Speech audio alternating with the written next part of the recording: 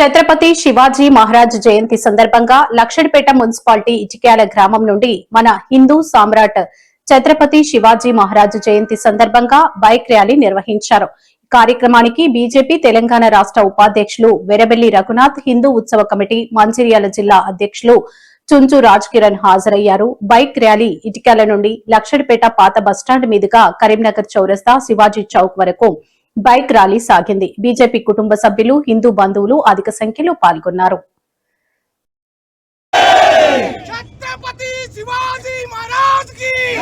సామ్రాజ్య స్థాపకుడు, గెరిల్లా యోధుడు శ్రీ ఛత్రపతి శివాజీ గారి జయంతిని ఉద్దేశించుకొని హిందూ ఉత్సవ సమితి మరియు వివిధ హిందూ సంఘాల ఆధ్వర్యంలో ఈరోజు జరుగుతున్న ఈ జయంతి శుభాకాంక్షలకు ఇచ్చేసినటువంటి సోదరి సోదరులందరూ కూడా నా యొక్క నమస్సమాంజలు తెలియజేస్తూ ప్రతి ఒక్కరు కూడా ప్రతి భారతీయునికి శివాజీ జయంతి శుభాకాంక్షలు. మరి వారి స్ఫూర్తి నుండి మన హిందూ ఏదైతే అలనాడు మరి మొఘళ్ళు మరియు దక్షిణ సుల్తాన్ల చేతుల్లో హిందూ మతం క్షీణిస్తున్న సమయంలో శివాజీ గారు 16వ ఏటనే మరి ఏ రకంగానైతే తోర్నాకోటను గెలుచుకొని తొలి అడుగు వేసి హిందూ సామ్రాజ్యం నెలకొల్పినరో మరి వారి స్ఫూర్తిని తీసుకొని రాబోయే రోజులలో మరి ప్రతి హిందువు కూడా నేను హిందువునని గర్వంగా చెప్పుకుంటూ ఈ యొక్క హిందూ జాతి మరి ముందుకెళ్లే దిశగా అందరం కూడా పాటుపడాలని మరి అధిక సంఖ్యలో ఇంకా రాబోయే రోజులలో అందరూ కూడా ఇలాంటి కార్యక్రమాల్లో పాల్గొనాలని కోరుకుంటూ ఈ యొక్క కార్యక్రమానికి విజయవంతం చేసిన మరి హిందూ శ్రేణులందరికీ మరియు మీడియా మిత్రులకు, పోలీసు బృందానికి కూడా నా యొక్క ధన్యవాదాలు.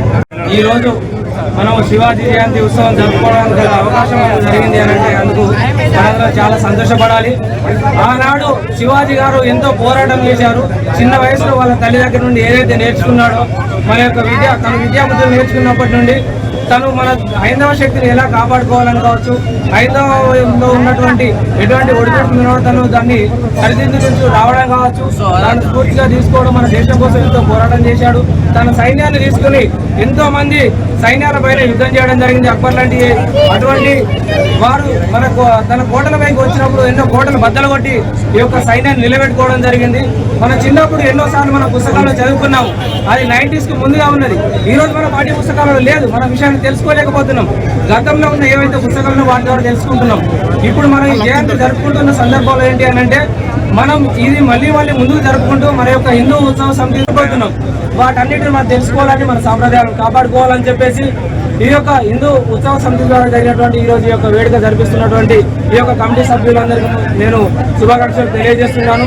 ఇక్కడికి వచ్చిన యువతి యువకులందరికీ కూడా పార్టీలకు అతీతంగా వచ్చిన ప్రతి ఒక్కరికి నా యొక్క ధన్యవాదాలు తెలియజేసుకుంటూ సెలవు తీసుకుంటున్నాను. ధన్యవాదములు. Thank you.